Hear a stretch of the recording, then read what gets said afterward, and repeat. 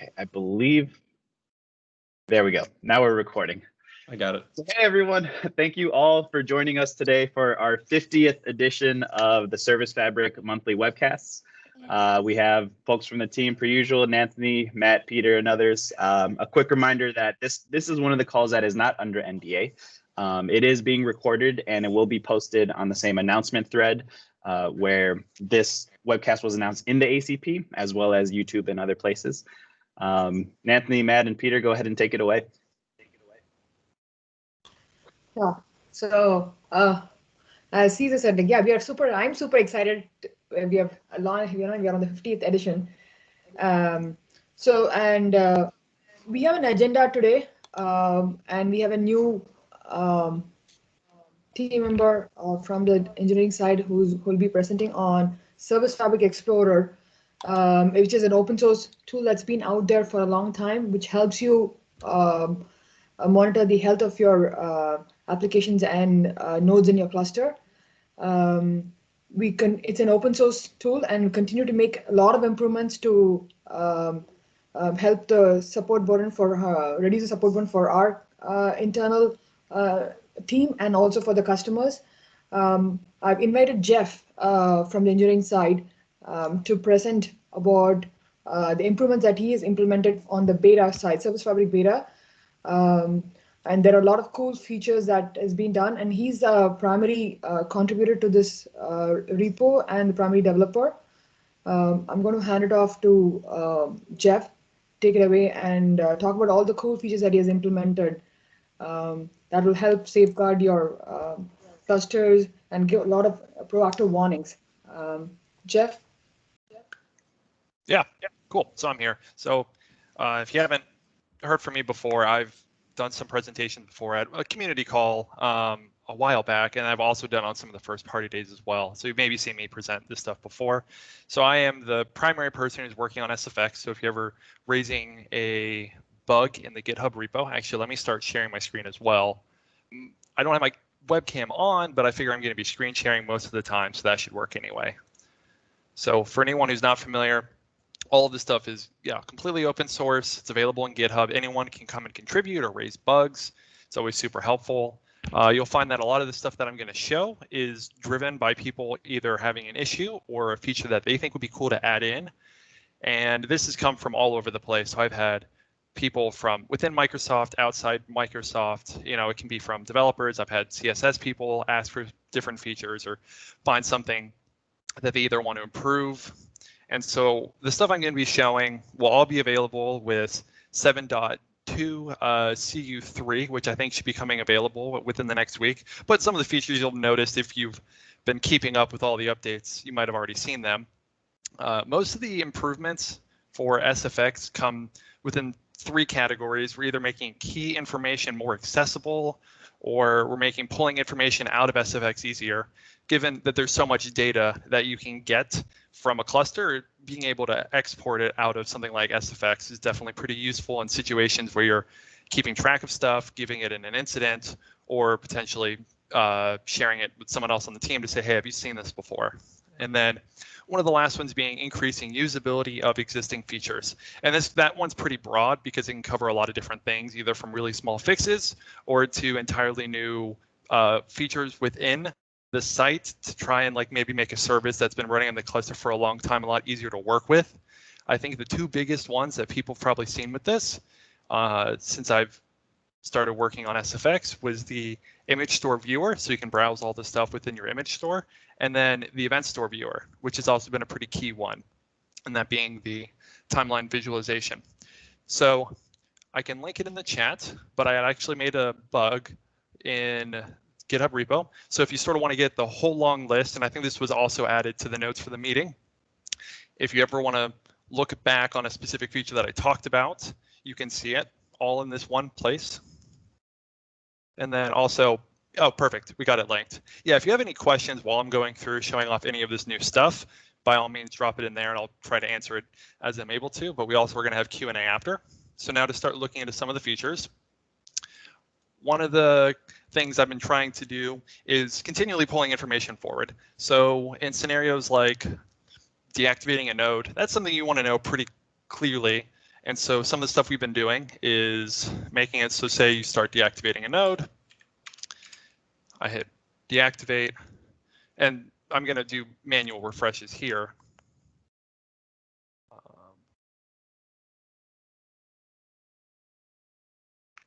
Oh, 1 second.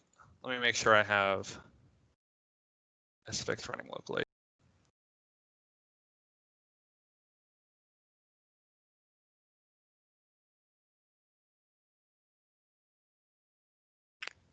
One second.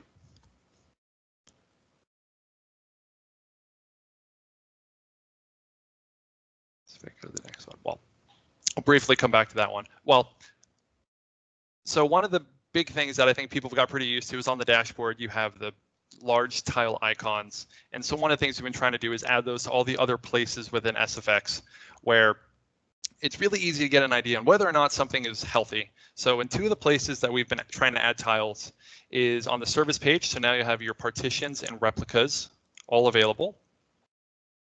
And then if we were to go to application, we also have the same thing. So if you've noticed before when you've gone to these pages, it's been pretty hard to know like what the state of everything underneath them is, because like you'll get a list of service health there, which is okay, but you might be like, well, how many partitions or replicas do I have underneath? So this is one of the places where we're pulling key information forward and making it a lot easier to work with. And as you see, I'm just going to sort of go down the tabs to show off each one as we go. And now another place that I found people come back to a lot is they're like, hey, I need to know what a partition, like what does it belong to? And a lot of times I found when I've asked that question, they're like, well, I had an upgrade going and it got stuck on a particular health check and I had no idea what it belonged to, and going and finding it and say like a large cluster can be a huge pain because you don't know exactly what it belongs to. But with one of the things being added going forward is so now when you have a upgrade in progress and you have safety checks for each one of the nodes, as you see there, I had the partition ID and I was able to click get info. And now it'll tell me what the application and the service name it belongs to. And then going one step further, you can hit view. And so what it's going to do is they're going to bring you all the way over to the partition. And this should help a lot in scenarios when you see specifically from that one, where is it getting stuck? Maybe you have a open or close that isn't getting handled correctly, and that's causing issues with placement. And then sort of going along with copy to clipboard, which was, I think, one of the most useful features people had found that was added to SFX, is we're taking it a step further. So now you can copy out an entire table from SFX. So here, say I have all my nodes, and I want to really easily copy this into either an ICM, or I want to keep track of it and be like, okay, this is the state that it got stuck in. So now we've added this export button. And what it'll do is it'll give you all the columns that you want to pull from the table. When you hit export, you get a CSV. And so this should hopefully make it pretty easy, where if there's another tool you want to pump it into and then do some more stuff, say you have 100 nodes and you want to find specific pieces of info out of that for certain nodes, it should be pretty easy to work this way. Along with, if you do anything like sorting or ordering the table from here, so if I were to like flip the names the other way and hit export, it'll also keep all of that there. So you can still do some of the sorting. You don't have to necessarily pull it straight into Excel if you want to do anything. And so that should be pretty useful. And then one thing to sort of push on this like increasing usability of existing features is that a lot of the times I'll add stuff and people will just like continually be like, hey, that was cool, but I need like one more piece. And if you have seen this before, starting in 7.1, I had started adding a way to see repair tasks, which for people that are a lot more familiar with Service Fabric, this is like a very key thing that you need to be able to see depending on what operations you're doing. Maybe you want to check to see there aren't any that are in progress before you're going to do a cluster upgrade, or maybe something is getting stuck somewhere. And this is a pretty useful place to look. And what it'll do is it'll show all the upgrade repair tasks that are in progress. It'll give you a job history similar to the event store viewer. And this can make it very easy to know, like, it was something weird going on in the cluster at that point, I can go back and see. And then along with it, when this was first added, we didn't have a little timeline. And so what we've done after a few people were like, hey, this is great, but can we like group up the different steps of a repair job? And so what we've done now is we've made it so that like each part of the job, so there's sort of broken down into 3 phases. would be like you have all the preparing steps, the executing phase, and then the phases that are done after. And what this will do is it'll add up all the times for each one of those so you can get an idea how long stuff is taking. This can be pretty useful if you're trying to figure out which part can get stuck, because I've talked with people where they were like, I have an idea how long it went overall, but it'd be really convenient if I could just get like all the restoring phase because something got stuck there and I want to see how long that was compared to the executing. And then I think Matt would probably be pretty excited about this one. I think so. I think it's the one my favorite, my yes. babe. Yes. So especially for people where you have to work with a large cluster, this page has probably gone very hard to use very quickly because it just gets ridiculously huge. And so one of the things I've wanted to do, once again, pushing on existing features. And this is a big one I'll see is just like quality of life things that people want added to SFX. And they can be really small. One of the ones that was added with the beta was even something as small as like, hey, like when I drag the side around, it's a little bit annoying sometimes. Can I just have a button that will expand it to as far as I need it to be? Sure, super easy to get those kind of improvements in because you don't want to have to worry about stuff like that when you're trying to investigate a cluster actively. But going back to this, now you can filter and you can have it only show nodes that meet certain criteria, just like all the other lists within SFX. If you said, I only want stuff to meet a certain condition, the big use would be here, maybe you're filtering by a node type and you want to see how its placement is done between the upgrade domain and the fault domain and see where stuff matches up. This would probably be a very useful place to look. And then,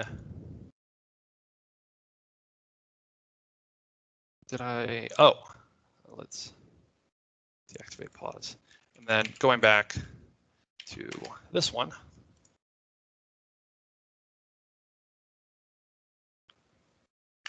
Oh, okay. Let me restart that really quick.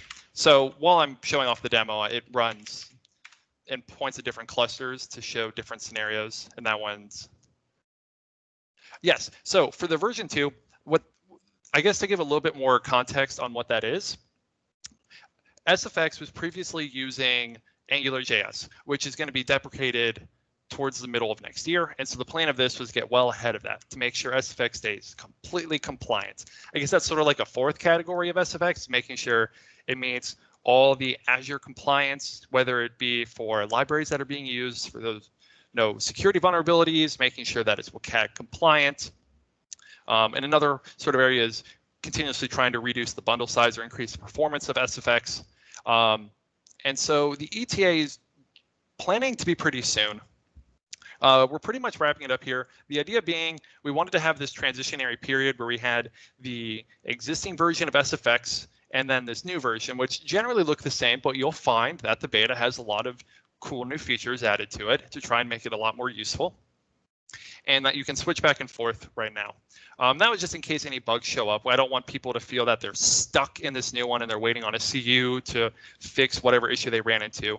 And while you'll find in the bug that was linked that most of the issues, I think actually every single one that someone has found while using the beta has been fixed up to this point. We just want to make sure that there aren't any issues. But I believe in one of the next couple of CUs, we're going to swap it so the default version you'll go to when you open up SFX will be the beta, still with the option to opt out to the old version. We don't necessarily have a time for when we're going to remove that one entirely, but your entire workflow should absolutely work within the SFX beta and probably will be a little bit smoother given a lot of the new things that have been added. But so those are some of the new features that have been added. So if anyone has any particular questions about those, or if there's stuff they would like to see going forward, SFX is heavily driven by what people want to see. And it's probably one of our events going to be supported on-prem anytime soon. I don't know if Matt would maybe be able to answer that one. I think that question is about the event store service. I believe right now it's Windows on Azure only. Is that correct? As far as I know, yeah. The biggest thing is that it has a dependency on the centralized traces today. So since all the traces get put into blob storage, it's easy for the event store to collate everything and figure out what's going on and look through history. For on-prem, we would have to change that either to be something that you would say it's this storage, like shared drive or something, which everything would have to be having access to. or the other proposal has always been that we change it to use the reliable collections as a backing store. However, the size of the data that we keep, we'd have to be a little bit more mindful of. In blob storage in Azure, that's not as much of a concern. So those are the things that we're working through. I don't think we have a timeline for when it would light up today, but it's good to hear another ref count for that feature. So yeah, which I guess maybe to expand on why people would be interested in the event store. If you haven't been using it, this was added back, I think around the beginning of the 7.1. It might have been right at the end of 7.0, but the event store viewer has been added. So one of the places we've been continually adding and improving is before we had just a list of events like this, but what we've added is a way to give like a scrollable timeline of those and try and correlate them together, which has been extremely useful. I know a lot of people on the Service Fabric team use this in incidents, and particularly at the cluster level, because it's one of the only ways you can get historical data. So it can be very nice to be able to see, oh, there was an upgrade that was rolling through before at that time.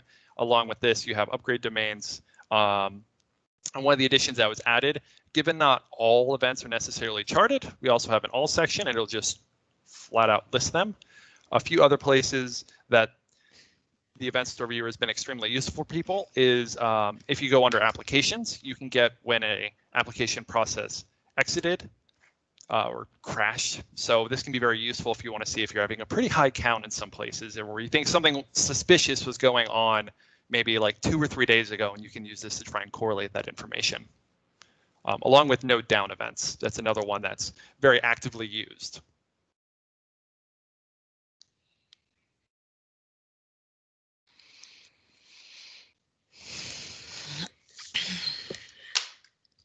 So I believe that there aren't any other questions, or I can keep answering them in the chat as well. I think is there an ETA? I think there's a question on, is there an ETA on when V2 might be completed and made generally available? I'm assuming you're asking about this beta. Yeah, so the generally available, which I guess we'll consider just like it being the default version. So right now it has been completely readily available in Service Fabric. So when you load up a cluster, let me see if I have one running locally. You come to this page as default, and then you'll see to enter beta, click here, and it just will swap you over. And it's that simple. There are effectively 2 separate web apps running that are just, both of the files are inside the cluster, and it'll just switch it. If you notice in the URL, it switches between beta.html and index.html. And so you can already start playing around with all the features today. I would highly recommend it. Some of them are extremely useful to work with, given a lot of the small quality of life stuff you'll notice.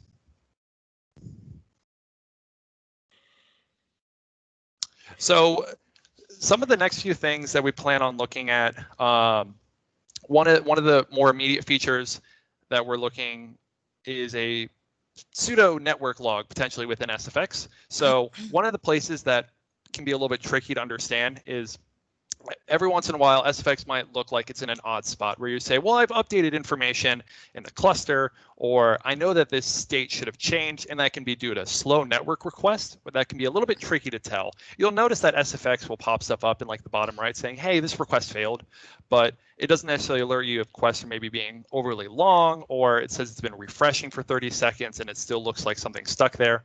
So that's one of the features. One of the ones we showed off, I believe, on first party day that we plan on adding going forward was a different way to look at unhealthy evaluations and maybe make them easier to work with, structuring them more similar to a tree, and seeing if that could maybe make it easier to investigate, because now you're having a more accurate representation of the health hierarchy put back into SFX compared to where it sort of, I guess, pushes it into a list view. So it might make it a little bit more natural to investigate certain incidents. And then along with that, one of the other plans being just finishing whatever small bugs that could be left around to make sure that we can switch over to the beta version being generally available as like the default version.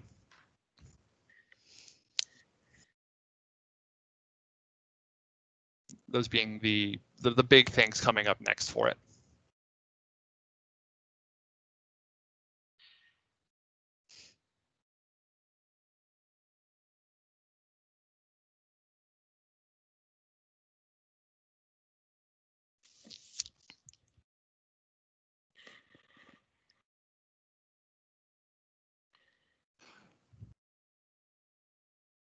Yeah, so the desktop app as well. So it's in the process of being switched over to work with the new framework as well. So one of the reasons that this has been a slow move is because there is a significant change in how AngularJS to Angular 10 is implemented under the hood. So there's been a lot of refactoring to make sure it works across. And so one of the next steps as well, which, yes, that's actually a very good question, is that in the roadmap, fixing that as being one of the other things as well, so that the desktop app can release with all these new features that have been added to the beta as well. That being a key one. And then also seeing a question about POA. Copy some code to automate cluster node restarts. I don't know if you maybe be familiar with this as well, Matt, looking at POA and its relationship with repair tasks. Yeah, repair tasks are one way of doing it. It's kind of an additional layer of management on top of the basic restart APIs that already exist. So you can think of them as additional if you have seen APIs like disabling the node with some intent to perform some activity. Repairs are similar in nature. They're not terribly well documented today because the main thing that uses them is Azure. When Azure is going to initiate some repair on a machine, it comes in via these sorts of messages. But you're right that we should probably do a better job of describing them as they are public APIs that other things can use. There's just not too many examples of that. Yeah, which I believe Fabric Observer is one of the things that operates through repair task as well. Oh, that's true. That's another one that we should out. I would say that is one to look at. I don't know if we have a link for that somewhere. And that's another one, actually. So if you are one of the people that is opting into using Fabric Observer, the repair task tab is actually a very useful feature as well, because a lot of the job info that gets pumped into there will be pretty easy to pull out here, along with being able to copy out all of it as well again. It's probably one of the biggest features I've been asked about is, can I get a history of repair jobs, along with all of the current pending ones within my cluster, and then the timeline as well. And this was a feature that was asked by some people within CSS, and that was where that was driven from. So I guess not to push on it too much, but most of the nice new quality features just come from people saying, hey, this was inconvenient for me. Can you just make it easier in some way?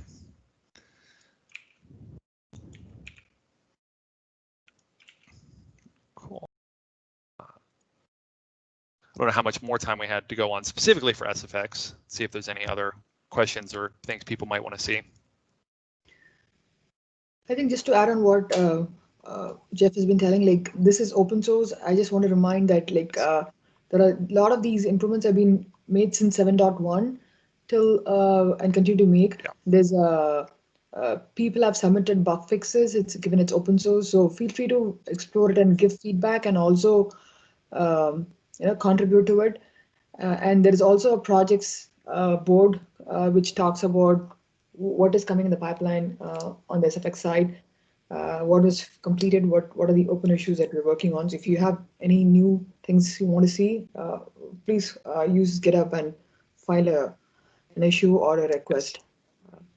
Which is right here for anyone that hasn't seen, little bug icon up here. Yeah. So if you're reporting a service fabric bug, so this would be like if you have a runtime issue, and then we have a SFX bug specifically, and then also for opening a support case. So you have them all up here.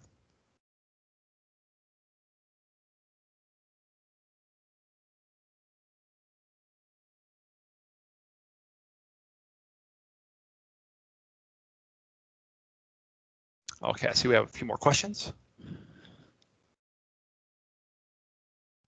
Yeah, there's a question on one thing that I was surprised to understand was that SF does not really load balance on node utilization. I had thought that it would send events to the latest utilized node based on CPU, etc.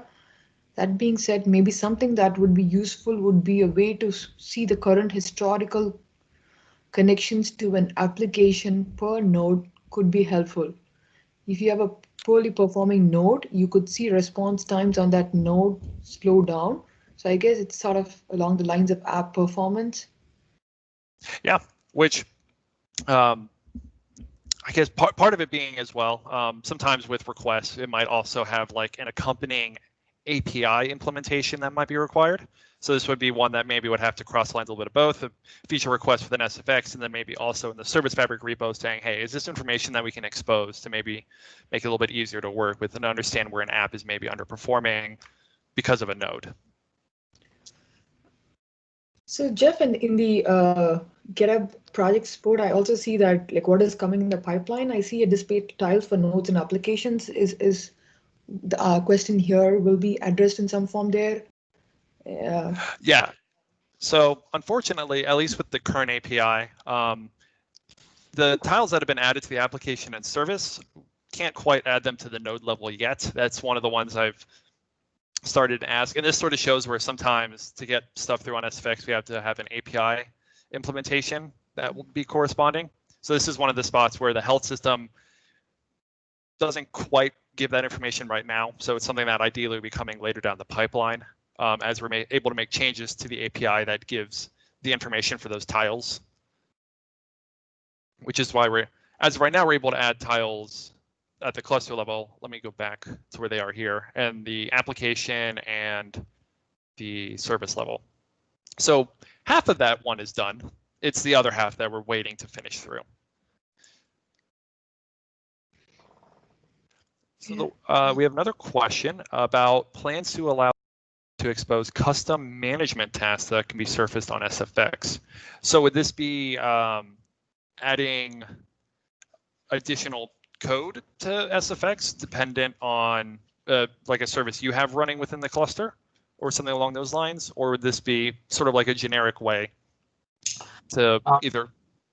Yeah, so something generic. So I find that many times I have to expose a REST API or something simply to like enable some management tasks on various services, and it would be very nice if there's like a way to actually simply just like declare this in the service manifest or something, and then have that actually exposed. It's like a thing I do in almost all my services when I have to expose something or another.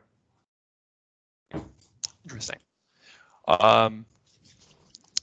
Not to keep throwing stuff towards you, Matt. So maybe this would be something that we would have to implement maybe at like an API level that we could then surface up through SFX. Yeah, we could say something like if the service has a defined HTTP endpoint and you go and look at it and presumably the API is, maybe you could grab it by a Swagger or something like that. And then you would be able to have that as a generic panel for a given service in SFX. I think the hard part about this is the contract, knowing how to discover that particular management endpoint. We couldn't do it with the remoting interface, I suppose.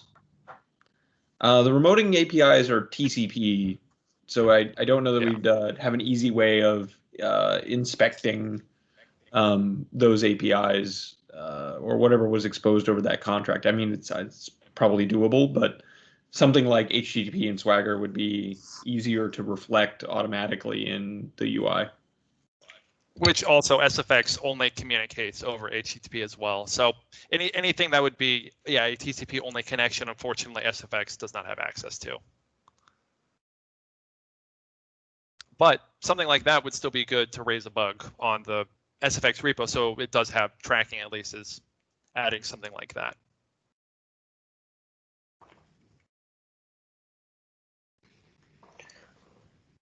Should we take another 5 minutes to close on any SFX related questions and then open up for the common Q&A? Yeah.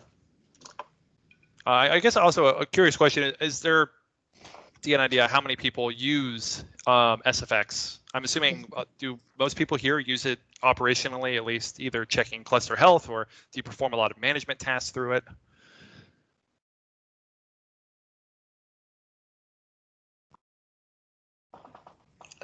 Yeah, some people, someone said definitely they use it frequently. Oh, lovely. Every day. And one thing I've missed in SFX is controls to, that's already discussed. Controls to manage the upgrades. switch to manual, set timeouts and such. Any plans for operations like operation UI like such? Oh, that's an interesting one. So the idea, changing the upgrade description. That'd be an interesting one. We probably need to look specifically at the API as what is allowed, but there could be something with. I guess this is probably related around mainly to the times. So either changing stuff like for health checks, for timeouts. I think, yeah, we would definitely encourage. We're getting good feedback here, good new asks. So we don't want to lose track of it. So we encourage you to go and file this and Yes, the GitHub please. repo. Yeah. Then maybe it'll show up later at one of these other ones down the pipeline when we get back Yeah. on one of these calls. I think as Jeff said, like, every month, correct me if I'm wrong, Jeff. I think every month there is some bug fixes or something changes happening Yes. to this repo, but a lot of key features or rich enhancements we try to tie to the major release windows, but it's still independently posted. So please file bugs. Please report new ask like this there, so we don't lose track of it. Yeah. SFX is one of the things that gets upgraded almost every CU or every other CU. And it could be as small as a couple bug fixes, or we will release full features. And a lot of times these calls are sort of meant to like look over and be like, hey, over the course of like the last maybe 4 or 5 CUs, these are all the things that have been added that you might not be aware of. Which I'm also curious to know how many people just sort of stumble across some of these new features that have been added. Like, I guess the event store viewer being one. I don't know if people have out of nowhere found the repair jobs. I know that was one before I released it through like documentation somewhere talked about. I already had people being like, hey, I found it. This is great. I want you to add some more stuff to it, which was probably the quickest I've had people already ask me for feature improvements before I even officially said anything.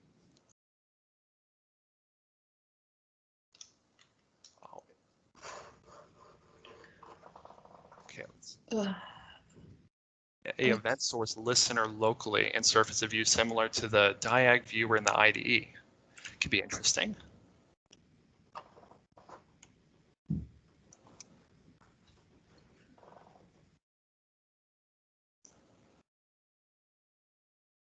Okay, I think people are just giving feedback on for your early question on how they use SFX, where they use SFX, different scenarios, and that's great to hear that. And from the last one from Bit is like, App Insights will tell me in 15 minutes that something has gone wrong, but if I deploy a new version of an app and it is crashing right off the bat, SFX is much faster source to understand why. That's good to hear. Oh, that's good to hear. Yeah, Yeah, it always is. would be cool if you could make SFX an event source listener locally and surface a view similar to the diag viewer in the IDE. I need to make sure I'm familiar with the diag viewer. It's the trace viewer that's showing the ETW traces that are coming out of this. Oh, okay. Got it. So like that simple diagnostic viewer in VS. That'd be tricky. I think that's one where you'd have to expose an API for it. I know we have. I think the closest we have to showing any kind of logs is the container log API. But other than that, I don't know if we make them easy to access over REST. Yeah, there's not a super standard logging API, unfortunately, today that SFX as a browser, utility could easily pull out of. There probably are if we said everyone must use event source and the event source should dump to some file, then similar to how we kind of cat the container logs in, we could be doing something similar. Yeah, I believe the closest we do to that in some ways, I think the event store is probably close to having some level of operational logs that get pumped in to SFX. While those tend to be like smaller, like more significant events, it does give you some way. Adding CPU, RAM, and such stats would be useful. Are these? I believe we have that to some degree already, where we do it, I believe, for node level. Where under details, where we have node load metric information. I know, Matt, you can maybe be a little bit more specific about how to use this, because I don't believe we do it at a application or like a service level. Right. It's consumption at the nodes themselves. It's not attributed. And I would say that actually a good source for this sort of information is Fabric Observer. Fabric Observer already has a lot of information, that exposes that sort of resource consumption thing. It's maybe, Jeff, worth a point that folks would appreciate some of that information in regular SFX without having to install a separate tool. But it's definitely available in Fabric Observer, and Fabric Observer is even extensible in order to add in other things in case we haven't implemented them. Yes, Fabric Observer, while it's another thing to add, it's very complementary, and maybe some of the gaps that you find with SFX, it's able to fill those pretty easily because it has access to node level things, and it can pump up information that SFX isn't necessarily allowed. And with it being extensible, some of the scenarios I find is people ask for something added in SFX, which might be, say, like OS level information. And while we would have to add an API to Service Fabric to then expose it up, Fabric Observer makes it very convenient for you to have this pipeline that you can just sort of fit your one thing that you want to check in, and it'll emit it through health events into Service Fabric. And then along with that, you can also give it conditions for whether or not it should be like, hey, this is something you need to investigate, or just keep printing out operational stuff. And then if you want to have stuff performed, going back to the repair jobs, it can use those to try and maybe fix certain concerns that you have. I see that there's another question. Sometimes when a service crashes on startup, the uncaught exception is not shown on SFX, and I usually have to resort to going to Windows Event Viewer on the node, while SFX reports a generic error, something like service partition count is less than X. Would be great if you can show the crash error on SFX. This is for on-prem, so no event store. It's an interesting one. I think that is something that we expose for containers. I also believe in, I think we refer to the events store, that it does give a little bit of information. So going over one of these,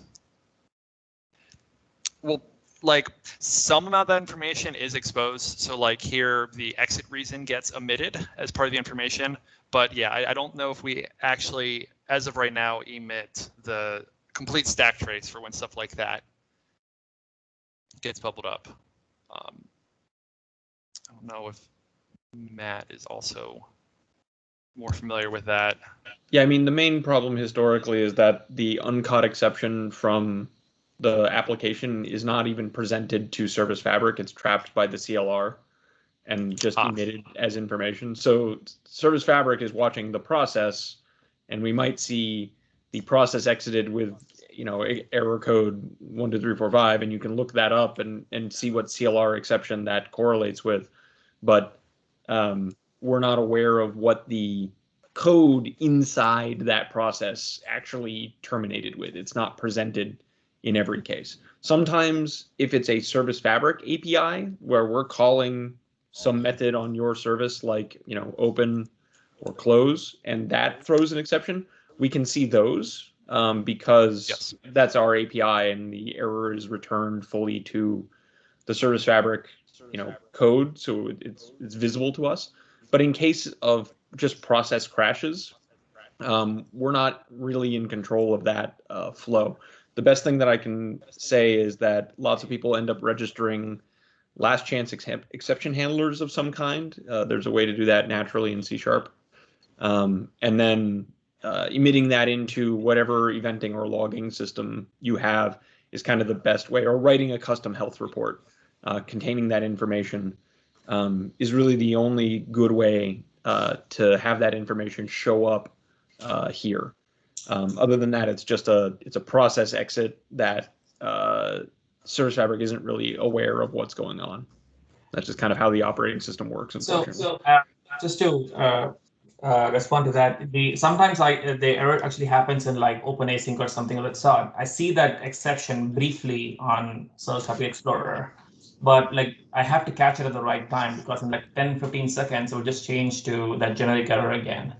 So yeah, what that probably is that the health reports that contain that error, first of all, I would expect them to be in the event store, so you would be able to get back to them.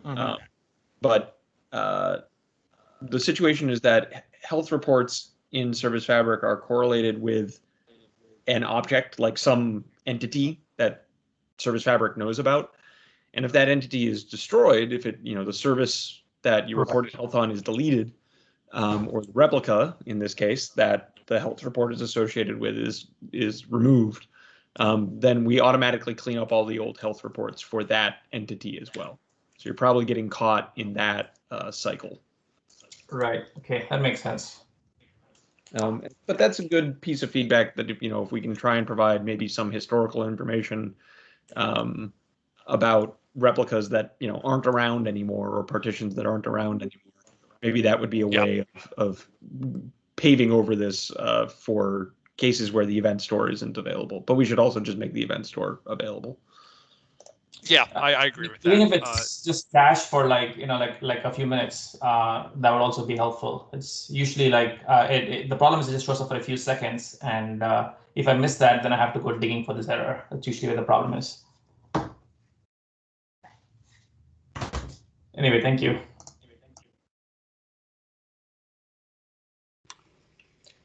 I think people can feel free to ask questions. Like you can continue to chat as well, or put it in the chat. But feel free to, since given the presentation is done, or else we can open up for common Q&A. Yeah, I can keep answering in the chat. Also, I see that Mike dropped a link for Service Fabric Observer, so I highly recommend checking that out for any of the people that maybe wanted to extend any of the stuff we've been looking at today that might not be available through an API. Cool, I'm gonna stop presenting here now.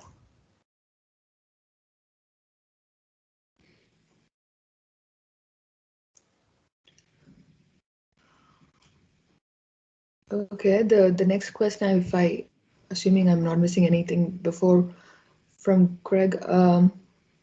Or maybe sorry, it was a reply to Tejas.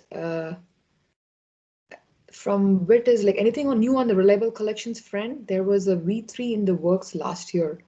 Did anything come of that? What can we expect to change? So if you've been looking at the release notes, there have been some configuration improvements for reliable collections. We did the in-memory collections, for example. That's pretty recent. That was part of that. I don't know that we ever called it a V3, but there was some significant rework done to do that. There's also been some substantial performance improvements that I'm trying to get the team to publish actual numbers on. But we've been working a lot with the .NET org to improve read performance, jitter latency in particular. So those are some of the big things that have been happening to help out reliable collections. There's one additional change. It's not really reliable collections specific. There is some work where we've been discussing, we'd seen a lot of incidents and cases where when people were very busy in the collections, that we had a tendency to actually overwhelm the heap. There was lots of allocations and deallocations going on. And so there's been work to improve that path as well. That should improve replication generally. So not strictly collections related, but improvements to performance throughout that entire stack. That's kind of been the major focus. There's one other thing that's going on, which we'll figure out how we ship or expose, but we've been working on exporting the replication changes kind of in some other way. A common situation that people had was that you wanted to kind of fan out the data that was in the collections to other maybe services or partitions, either to provide them with like an asynchronous change feed or to deal with scale out reads. So that API and capability is in the works. So you'd be able to effectively hook up one service to another service. This is different from today's replication, which is, for consistency, requires that quorum acknowledgement and all that good stuff.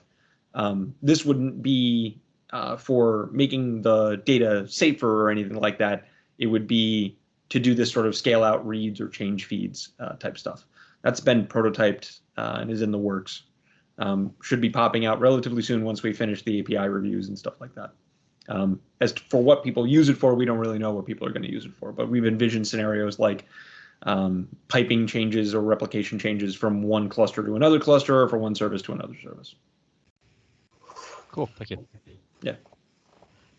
Okay, I think Dwight has, I didn't finish this complete questions. The second part of the question was like the latest on supporting iHost. Also, I might use Service Fabric to host Blazor WASM projects natively and utilize IOC containers that no longer support the deprecated iWeb host SF users without deploying Docker images.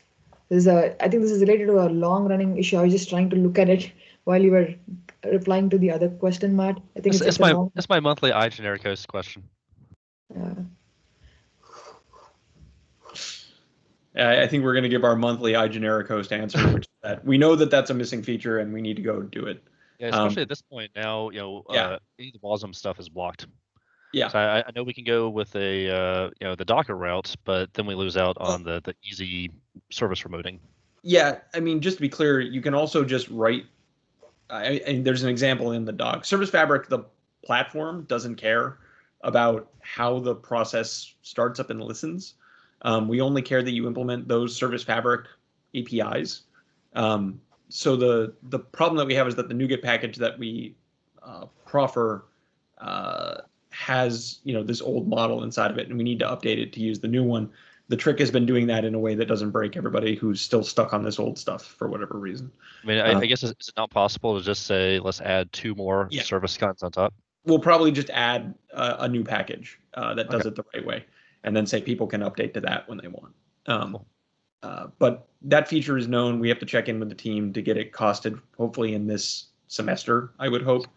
So hopefully sometime in the next 6 months, especially as the old model is now kind of literally deprecated. There's not much of an argument for continuing to have it. So I mean, especially like in my case, AutoFac is no longer compatible. But, lots of things have moved. Is any of that public? I guess is there anywhere you can go to actually see what the team is actually doing with regards to that?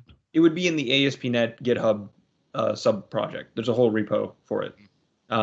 It's that repo. You have the because I guess I asked this because as with the issue that I linked, there's no comments from Microsoft that anyone can see. So I guess that's why I keep asking. The latest one there is. I think we owe getting the actual team members doing the work, considering it, to comment there. Okay, cool. Okay, there's a another question on reliable collections. John, I can read it for you, but do you want to? I can summarize it. So you were using reliable collections and without really taking care to design it properly. So we had a large number of dictionaries in this service. And I think, based on analysis, that's what's caused it at least. But this service ended up eating all the available memory on the nodes. So we decided to move the collection. So now it's been running for a few weeks with just deleting collections incrementally. But we still see the ROM getting used. So I was wondering how it could be that the ROM is used when the collections are actually just being deleted. And I was thinking, could that be because they aren't actually deleted until this checkpoint or something like that? Yeah, I think we'd like to know what that is. So if you had a support ticket or anything like that, we would want to look into it. The checkpoints are kind of lazy, and so it's possible that you would see it hang around for a while. But if it's beyond that, like you've deleted the service or anything like that, and the memory is still held. No, the service is there. We just delete the collections inside the service. The underlying memory is based on that checkpoint, and that checkpoint is lazy, so it could hang around for a while. I think that's a fair guess, but to know for sure, if you want us to look into it, if you have a repro of it in particular, do feel free to open a support ticket and ask, like what's going on and when will this get cleaned up. But yeah, the theory there is probably accurate. I'd just like to make sure that it isn't a leak or anything unexpected. Okay, I can see if I can find a repro. But Don't sweat we're it. almost done Yeah. with the migration, so Yeah, we just if it's more work than it's worth, then don't worry about it. But between GC and the fact that it is held by that checkpoint, and that checkpoint is lazy, it's reasonable that would happen. Okay, thanks. If not ideal.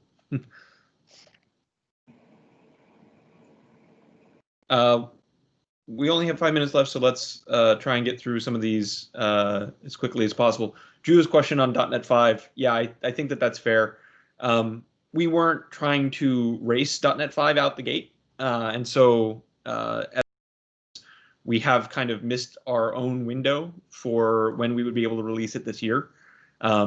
There isn't a lot of stuff that breaks in terms of API. However, .NET 5 did break a internal API in .NET that we use to load libraries and kind of hook up some of our APIs.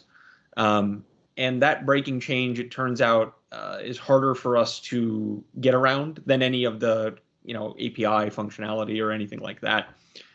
So that's the main thing that slowed us down.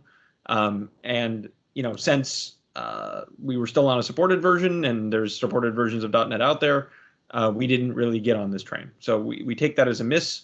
I also do agree that the communication was incorrect. It shouldn't have said that we're not going to support it. It's just like, here's the time frame for supporting it. And we have gone and I think updated the public GitHub page to correct that, so it's clear that this is not a no. Yeah, that would be ridiculous. It's just a timing and a window thing. So I think once we sort out that breaking change, it shouldn't actually be too hard. But it is something that we need to finish up and get support for. So no argument. I don't know if that really answers the question, but yeah, we just kind of messed. I wouldn't read too much into it in terms of desire or anything like that. But those who I would say wanted, I see Wit and some other folks have also piled onto that incident, or that issue. Please do beat us up, and that'll hopefully help us go and allocate the resources to get that done hopefully sooner.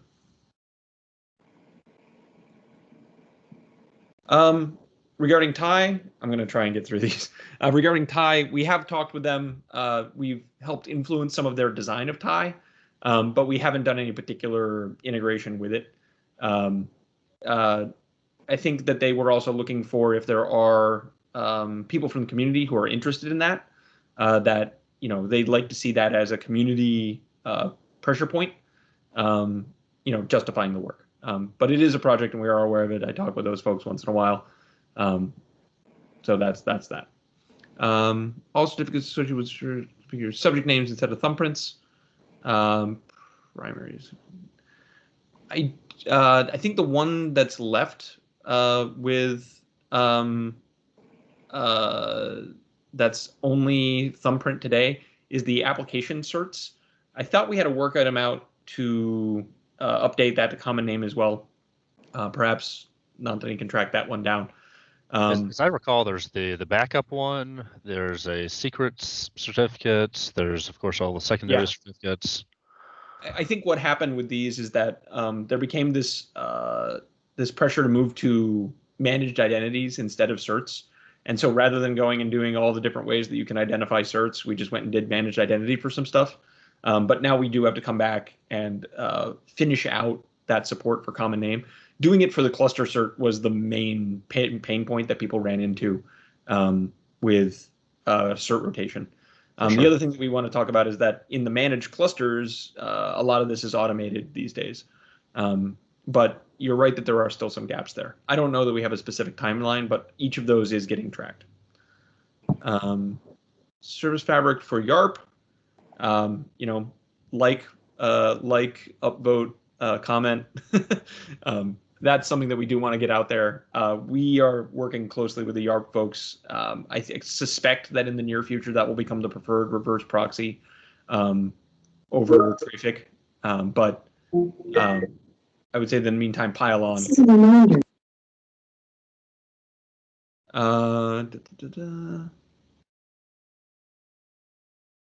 I think the main thing, okay, so on the pull request thing, the main problem that we have today is that the public repo is not where active development goes on. And so what we actually have to do is we have to take those changes, do them in the internal repo, and then publish the changes back out. I know that Nantari has also a bunch of plans to revitalize that repo so that hopefully in the future we will be doing active development there and we won't have this weird two-step process. In the meantime, we should look at those PRs and see about getting them into the real repo, and then they get published shortly thereafter. On the V3 question, yeah, it's not really a V3. That's just interface versioning. So it's anytime we need to add functionality, we have to tack it onto a new interface. It's not really a whole. Doesn't signify that the entire guts get rewritten or anything like that. Sure, but understand. Good point.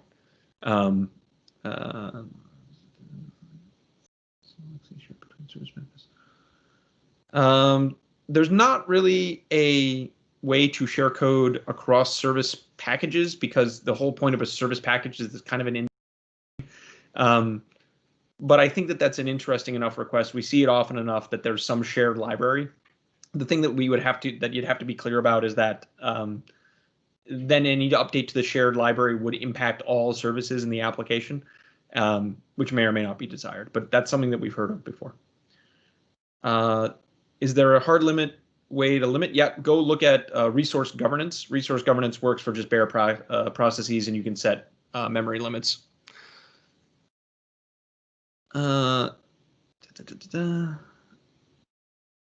Share the survey links. I think we can do that. Can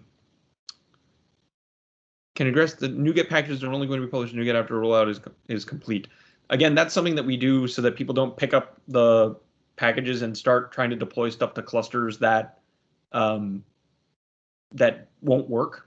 We had a lot of incidents historically where people would get started, go deploy to prod, and run into issues where that version of the SDK wasn't supported there yet.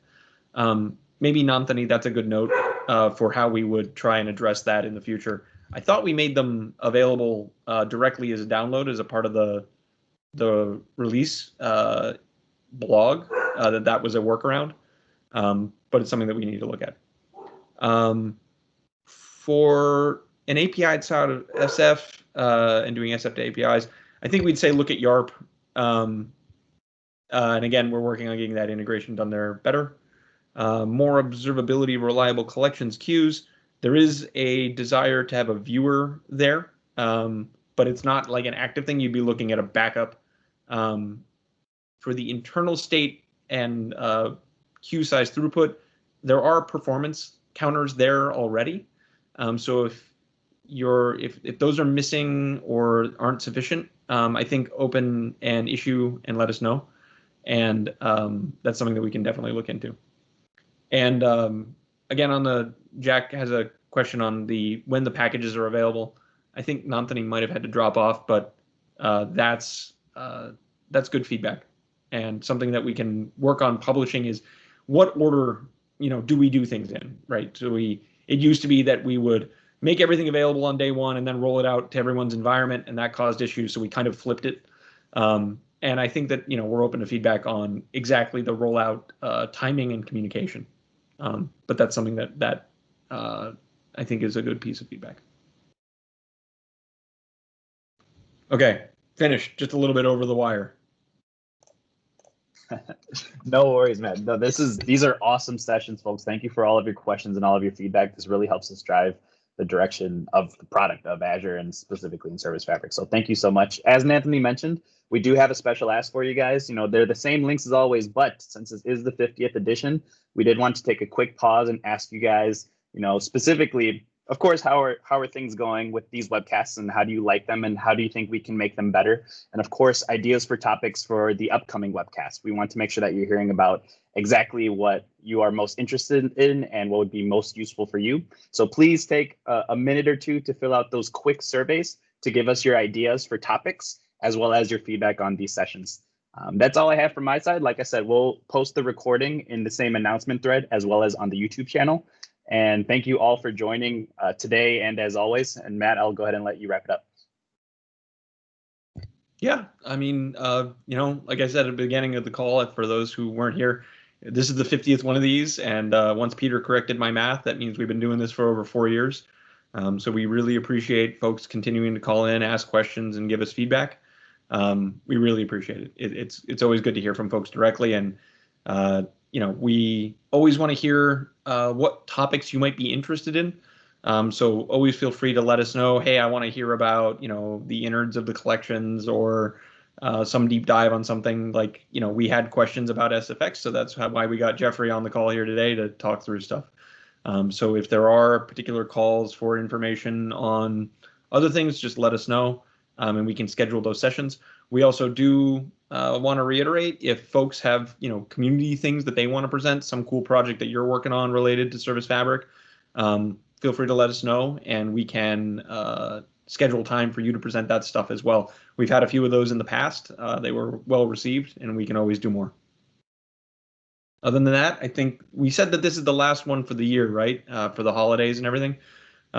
So we won't see you until 2021, but I hope that everyone takes care and has a safe set of holidays. And hopefully everyone gets some time off in here somewhere to relax and enjoy family and friends and stuff. Absolutely. Thank you so much, Matt. And thank you so much, everyone. Have a great rest of your week and a great rest of your year. We'll see you in 2021. Yep. Thank you. You too. Thanks, everyone. Bye-bye.